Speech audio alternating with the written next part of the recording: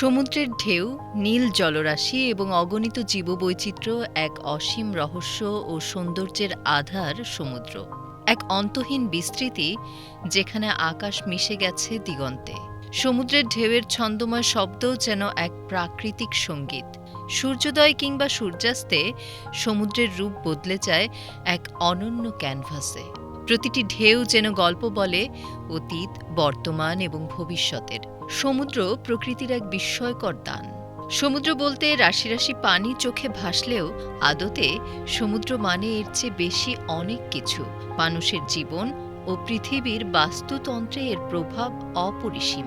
সমুদ্রের গভীরে রয়েছে অসংখ্য প্রাণী ও উদ্ভিদের বাসস্থান। প্রবাল প্রাচীর, সামুদ্রিক কচ্ছপ, তিমি, শার্ক সহ অগণিত জীবজন্তু এই বিশাল জলরাশির অংশ।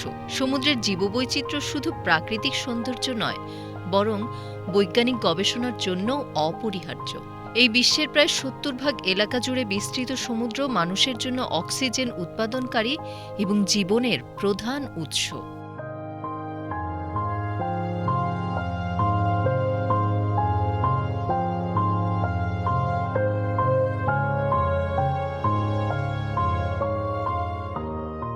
মানুষের অবহেলা এবং শিল্পবর্জ্যের কারণে সমুদ্র আজ হুমকির মুখে।